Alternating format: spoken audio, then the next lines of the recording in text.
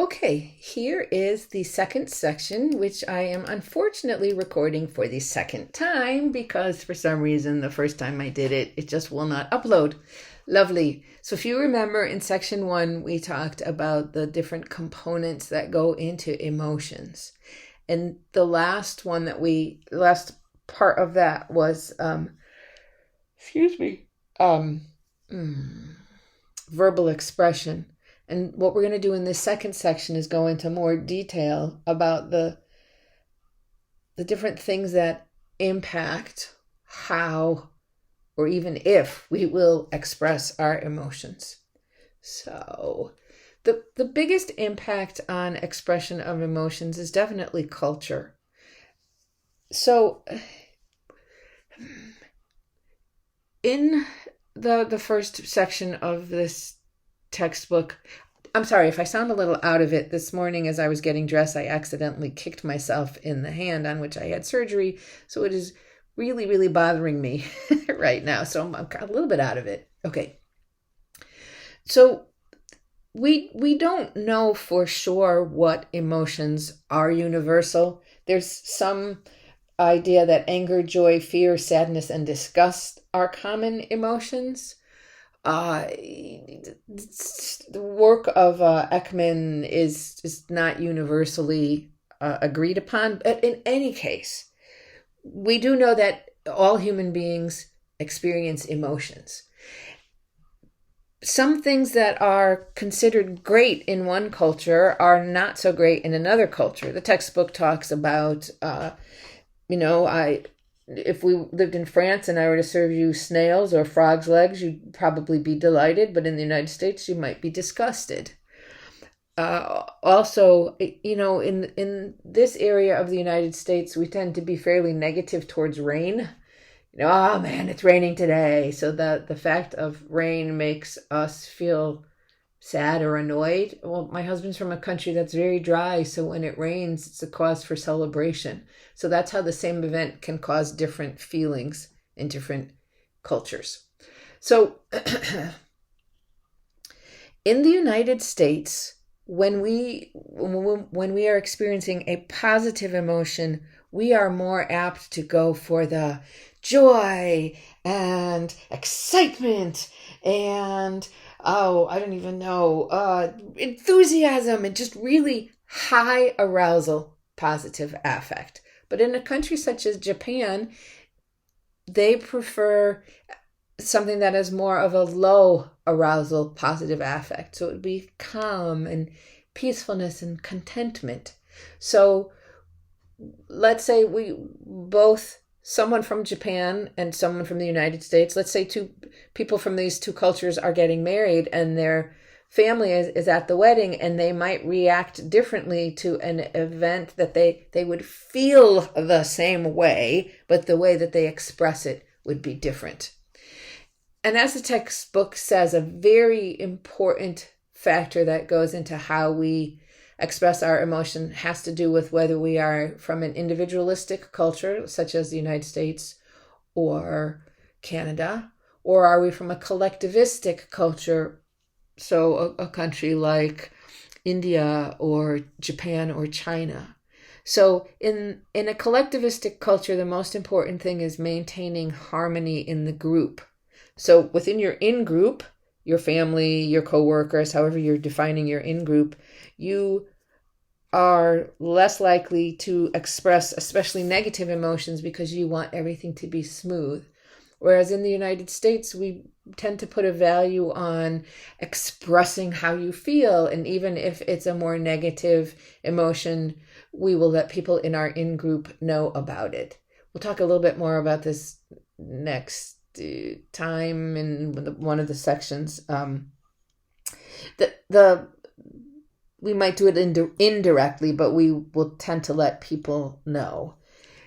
We're also pretty much the same with an out group. If we might say to somebody, you're eating out and you feel the service wasn't very good, and the waiter says, "How was everything?" You might actually say, "Honestly, the chicken wings were cold."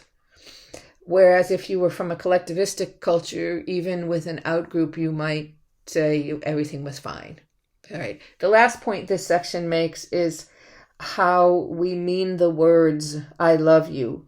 That in the United States, we are more apt to say this quite openly, but in a country, they mention the Middle East, where if you were to say, I love you to someone, that could almost be taken as a proposal.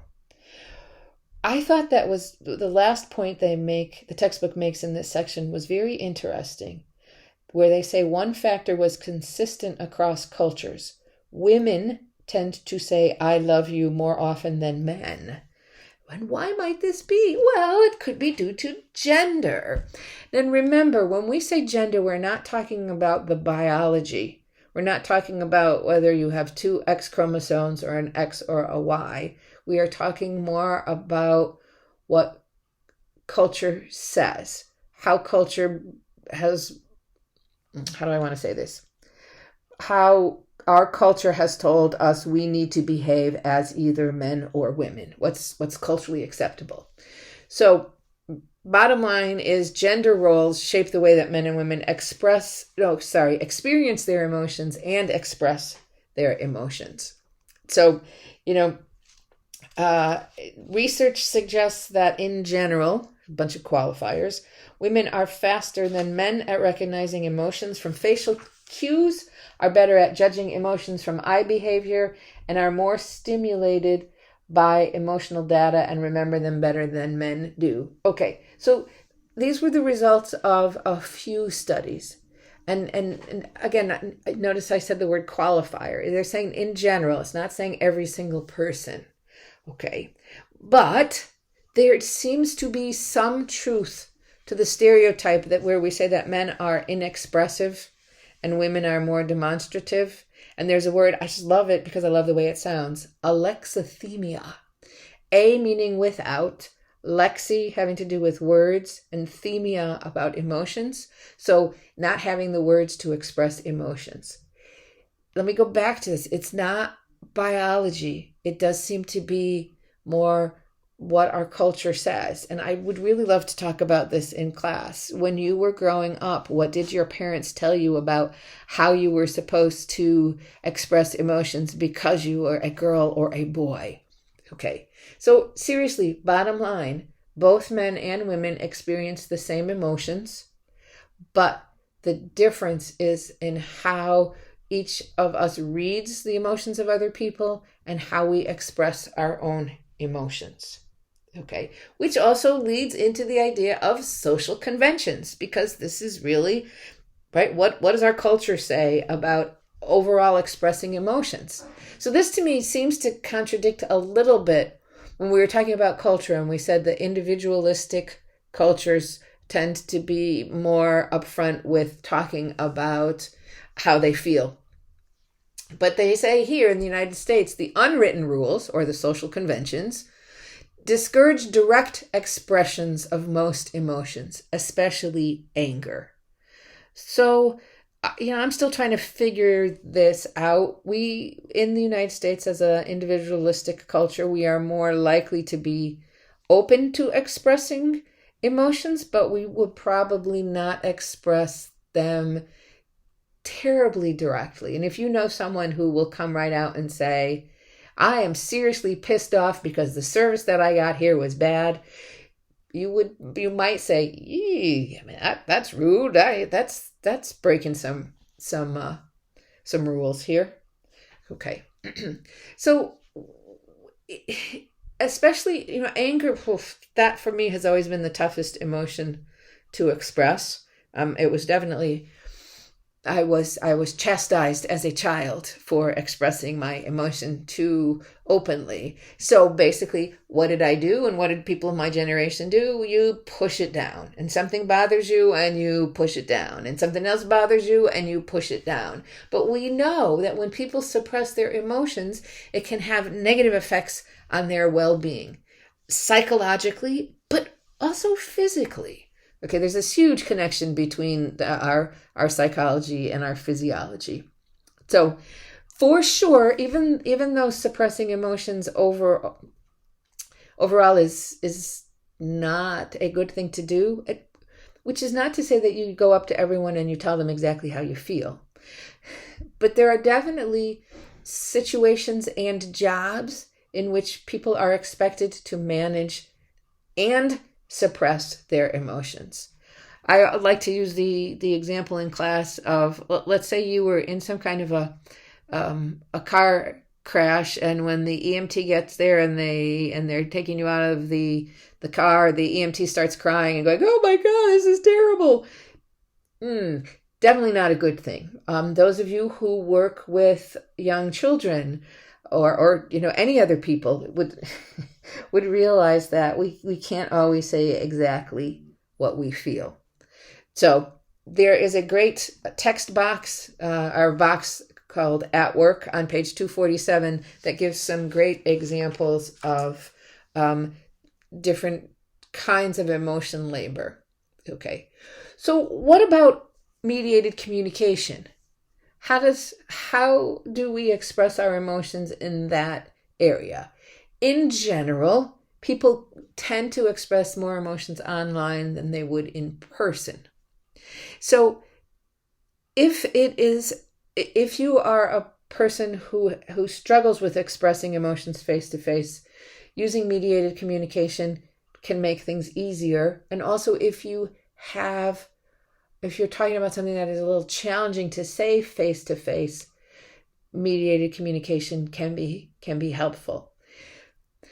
The problem, at least, I see a typo, can be hard to interpret feelings. It should be.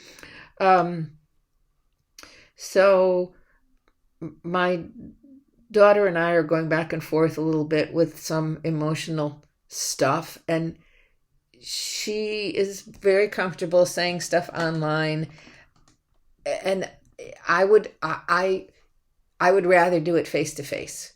I'm saying that because we're not doing it face to face. I bet if we were doing it face to face, I'd say I'd rather do this online. So expressing difficult emotions is difficult. You, as an individual, might find it easier to do online, or you might find it easier to do face to face. Okay. We do know that overall, because in social media, people tend to present their, I'm putting this in air quotes, best self, that people are more likely to express positive emotions. And some problems with social media is that, especially if you happen to be on social media and you happen to see your current romantic partner's pictures of their ex, that can spark a difficult emotional response. And then, you have to decide, do you delete all evidence of your ex on social media, or do you keep them? Frequently, people who are sending the message and people who are receiving the message feel the emotions more intensely online. And again, I always say, I have such a small presence in social media that I need you to tell me how you feel about this. All right, the last part of this chapter has to do with a topic called emotional contagion, which is basically catching emotions from somebody else. How do we transfer emotions from one person to another? So we don't even have to have words. If you walk into a room and a bunch of your friends are there and they are laughing, and you say, "So what's so funny?" and they try to tell you, and they can't get through it because they're laughing. Do you ever find yourself laughing? Okay. You just caught their emotions. Or you're in a really great mood and you see a friend and you say, "How's it going?" and they are really not in a great mood. You can feel your own great mood going down the tubes. Okay. So we can catch both positive and negative emotions. Obviously, this happens face to face, but it also happens online. And the textbook talks about, I thought was fascinating, that, so here you are, you're in Connecticut, and it's kind of cold and it's rainy, and so you're posting, "Oh, it's a miserable rainy day." And your friend who lives in California, where it's sunny and warm and dry, reads that. They will have a tendency to post more negative posts. It's not even raining in California, and yet they have caught your negative emotions. So this is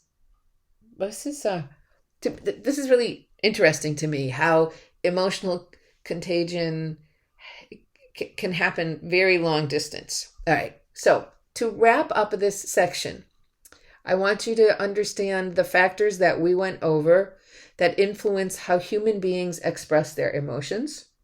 And then I want to make sure that you can think about the factors that have influenced you specifically, how you express your emotions.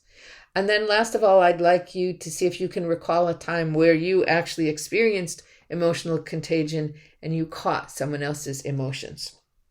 What we're going to do in the next section is talk about how we can all not feel emotions differently, but express them more effectively.